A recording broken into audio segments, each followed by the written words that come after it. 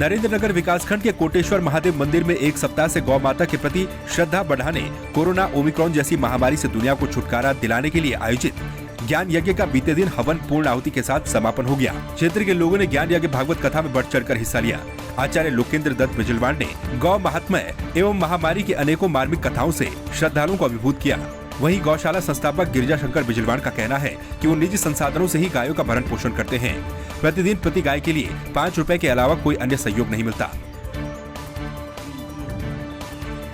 घंटाकर्ण एवं कोटेश्वर धाम की भूमि में एक कोटेश्वर भागीरथी नदी के तट के ऊपर गौशाला है और इसमें हमने एक गौ भावक रखी जो प्रधान संगठन एवं गौशाला की टीम के द्वारा रखी गई। इसका मेन मकसद हमारा जो था कोविड-19 जैसी बीमारी जो आज दिन प्रतिदिन तेजी से बढ़ती जा रही है और कोविड-19 का दूसरा रूप आ गया, इसके लिए हम लोग भगवान से प्रार्थना करेंगे ये बीमारी से सब दूर रहे और इसमें सभी लोगों ने बढ़ चढ़कर हिस्सा लिया। सभी लोगों को मेरा प्रणाम। आज से 14 साल पहले यहाँ पर स्वामी विशुद्धानंद जी ने इस गौशाला की स्थापना करी थी। आज इस गौशाला को चलाने में मैं संचालन का काम कर रहा हूं और इस गौशाला में आज 153 गाय मौजूद हैं, जिसका भरण पोषण हम स्वयं के संसाधनों से और सरकार के द्वारा प्रति गाय 5 रुपए प्रतिदिन के हिसाब से दिया जाता है और बाकी स्वयं के संसाधनों से हम इस गौशाला को चलाते हैं। महादेव एवं भागीरथी नदी के तट पर प्रधान संगठन के अध्यक्ष एवं पालकोट के सभी जनप्रतिनिधियों के द्वारा एक गौ कथा का आयोजन किया गया है, जिसमें गौ कथा का मुख्य उद्देश्य जनमानस की खुशहाली सुख समृद्धि के लिए किया गया है। इसमें हमें सभी क्षेत्रीय जनप्रतिनिधियों एवं क्षेत्रीय जनता के द्वारा पूरा सहयोग मिल रहा है।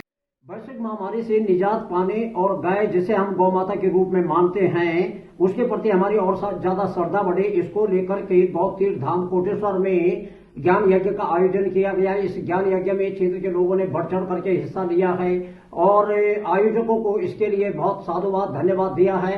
लोगों ने मांग रखी है कि गाय जिसका दूध पी करके लोग उसको सड़कों पर लावारिस छोड़ देते हैं, गाय को हम संरक्षण कर सकें, इसके लिए सरकार को न्याय पंचायत स्तर पर गौशालाओं का निर्माण करना चाहिए। और हम आपको बता दें कि जो यहाँ धाम में गौशाला है उसमें 153 गायें वर्तमान में हैं और सरकार केवल 5 रुपए प्रति गाय प्रतिदिन के हिसाब से मदद के तौर पर देती है। ये मदद को बढ़ाने की मांग यहाँ के लोगों ने और समिति ने की है। ईश्वर से प्रार्थना की गई कि हमें कोरोना से निजात मिले, गायों के प्रति हमारी और श्रद्धा और आस्था बढ़े।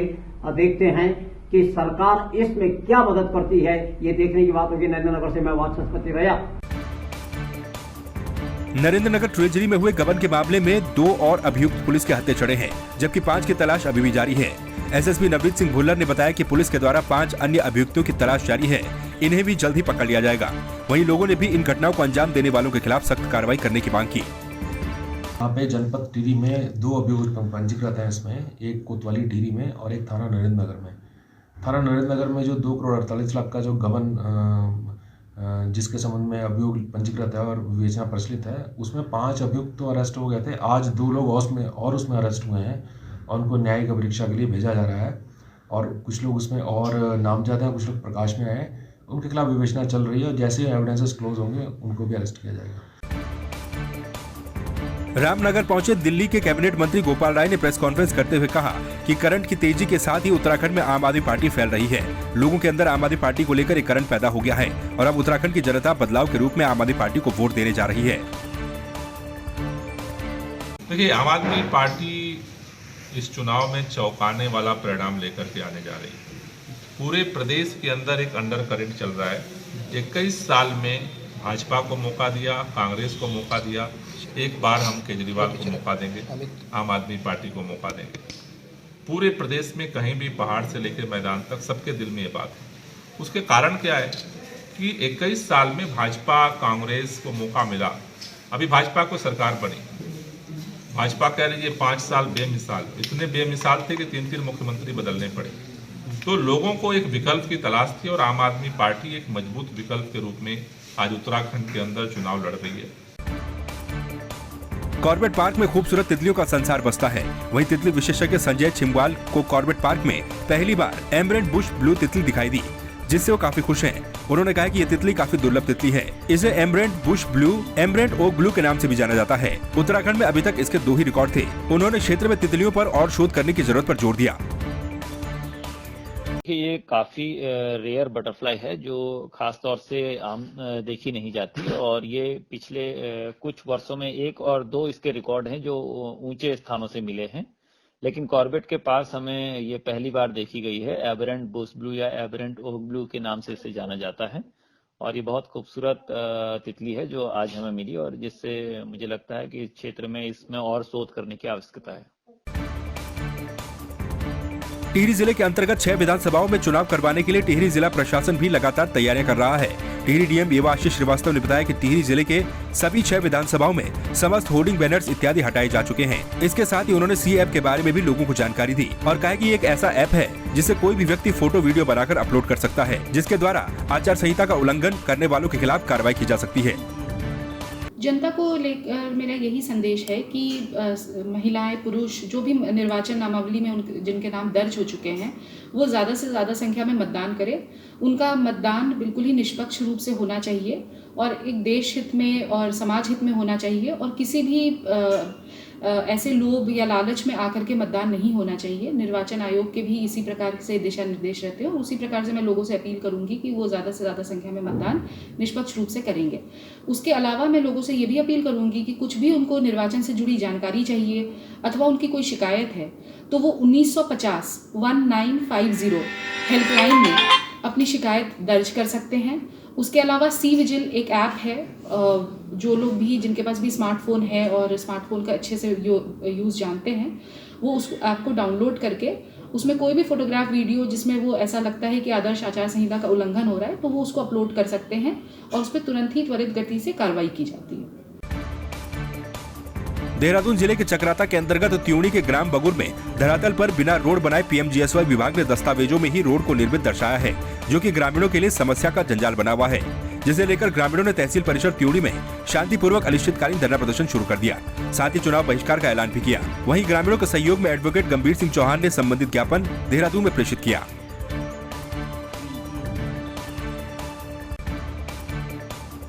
बीजेपी के काशीपुर विधायक हरभजन सिंह चीमा और बीजेपी के मेयर उषा चौधरी ने चुनाव से ठीक पहले लाखों की सड़क की मरम्मत योजना का शिलापट लगा दिया, जिस पर काम चुनाव के बाद ही होगा। ऐसे में जनता को पूरी तरह से गुमराह करने के लिए विधायक ने शिलापट लगाकर अपनी इत्तिश्री कर ली। वहीं आप चुनाव कैंपेनिंग कमेटी के अध्यक्ष दीपक बाली ने भी बीजेपी विधायक पर तीखी प्रतिक्रिया दी। लगा तो है पत्थर, देखा भी है, लेकिन सड़क कब बनी पता नहीं। देखिए सर, जानकारी तो इतनी है कि शिलापट तो मेरे संज्ञान में भी आया है कि लगा है, पर सड़क कब बन गई इसकी जानकारी हमें भी नहीं है। और इसके बारे में जब हमने जानकारी निकालना चाहा तो पता ये चला माननीय पार्षद जी द्वारा कि सड़क जो ये बनेगी वो मार्च के महीने में बनेगी। अब ताज्जुब की बात ये है कि जब सड़क बनी नहीं तो शिलान्यास किस बात का हुआ है, और शिलान्यास हुआ है तो सड़क बनी क्यों नहीं? नहीं, वो कोई बहुत लंबा समय नहीं हुआ होगा उसका। हाँ, दिसंबर के महीने में। हाँ, तो उसके बाद क्योंकि टाइम अभी बहुत नहीं हुआ है, इसमें जितने शिलान्यास हुए हैं उनके ऊपर कार्य प्रारंभ हो गया है और इसलिए कार्य प्रारंभ जल्दी कराया गया कि आचार संहिता आ रही है। अब वो आचार संहिता में भी वो बनता रहेगा और वो सड़क बन जाएगी। पहले से कहते आए हैं कि भाजपा इस समय घोषणाओं की राजनीति कर रही है। इनको बार बार सरकार बनाने और विधायक बनने की इतनी जल्दी है कि इसमें इन्होंने घोषणाओं के द्वार खोल दिए, काम हो या ना हो। ये लगभग 5 साल से कहाँ थे जो ये अंतिम 3 महीने में इसलिए घोषणाएं कर रहे हैं कि इनको पता है कि अब सिर्फ घोषणाएं करने का ही टाइम है, काम तो होना नहीं है। ये खराब स्थिति है, जनता के साथ धोखा है। ओमिक्रॉन के खतरे से बचाव के लिए प्रशासन पूरी तरह से अलर्ट दिख रहा है। कोरोना की तीसरी लहर से बचाव के लिए पुलिस ने प्रदेश की सीमाओं पर चौकसी बढ़ा दी है। साथ ही स्वास्थ्य विभाग की टीम के माध्यम से टीके की दोनों डोज लगाने वाले और RT-PCR नेगेटिव रिपोर्ट लाने वालों को ही प्रवेश दिया जा रहा है। अभी कोविड संक्रमण को देखते हुए जो कोविड-19 की अभी जो लेटेस्ट गाइडलाइन है उसके अनुसार बॉर्डर एरिया पे जो चेकिंग हो रही है उसमें लगातार डबल डोज जिन लोगों ने लगाई है उनके एंट्री, या फिर जिन्होंने RT-PCR अभी रिसेंटली जो RT-PCR करा के जो नेगेटिव हैं वो लोग एंटर करेंगे, और फिर दूसरे जो मास्क धारण किए हुए हैं और उनकी वहाँ पर चेकिंग होगी कि वो कहीं पॉजिटिव तो नहीं है। ये सारी चीज़ें इंश्योर कराई जा रही हैं और वहाँ पर उनका डेटा भी रखा जा रहा है। लगातार 2 दिनों से पिथौरागढ़ में बारिश और बर्फबारी के बाद धूप खिलने से मुनस्यारी चांद की तरह चमक उठा। वहीं मुनस्यारी घूमने पहुंचे पर्यटकों ने बर्फबारी का जमकर लुत्फ उठाया। मुनस्यारी क्षेत्र में इस वर्ष पहली और सबसे अधिक बर्फबारी हुई है। वहीं बर्फबारी के कारण थल मुनस्यारी मोटर मार्ग भी बंद हो गया। 18 घंटे लगातार हिमपात के वजह से आज जो है सुबह धूप खिली हुई है और लगभग मुनस्यारी में आधी फीट के आसपास हिमपात है। कालामुनी और थल मार्ग में 1 फीट के आसपास हिमपात हुई है और कड़ाके की ठंड है। आज लोग को कुछ राहत मिल पाएगी क्योंकि आज धूप है और इससे जो है कि जनजीवन अस्त व्यस्त हो चुका था और इस सीज़न का जो है कि सबसे अच्छी हिमपात अब की दफ़े हुई है। इससे जो है कि ठंडक तो बड़ी है, इसके साथ साथ अन्य चीज़ों के लिए भी जो है कि आप लोग को ज़रा समस्या से जूझनी पड़ेगी। जैसे आपका पानी के पाइप हैं, तमाम चीज़ें जम जाते हैं, ये है। बाकी पर्यटन भी काफ़ी आ रहे हैं बर्फ़ को देखने के लिए। पौड़ी जिले में लगातार हो रही बारिश ने अपना कहर दिखाना शुरू कर दिया है। मंगलवार सुबह तड़के सतपुली दुधारखाल मोटर मार्ग पर दंगलेश्वर मंदिर के सभी भूस्खलन से अत्यधिक मलबा आ गया। मलबा आने से यात्रियों के लिए यातायात पूर्णतः बंद हो गया। उप जिलाधिकारी सतपुली संदीप कुमार का कहना है कि जल्द ही मार्ग को खोला जाएगा। जनपद पौड़ी जिले में लगातार हो रही बारिश के चलते विकासखंड कलजीखाल के अंतर्गत ग्राम चामी निवासी हरिप्रसाद पुत्र दयाराम का मकान अतिवृष्टि के कारण बुरी तरह से क्षतिग्रस्त हो गया। हरिप्रसाद का कहना है कि वो किसान है और मजदूरी करके अपने परिवार का पालन पोषण करता है। वहीं तहसीलदार पौड़ी सबल सिंह कटहत ने बताया कि सूचना प्राप्त होते ही राजस्व उप निरीक्षक को अग्रिम कार्रवाई के आदेश दे दिए गए हैं। अभी बारिश आओ जैसे मकान हमारे उजड़ जाए, यानी परेशान बिल्कुल गरीब आदमी थो साहब, दिहाड़ी मजदूरी भी नहीं कर सकता, कुछ भी नहीं कर सकता।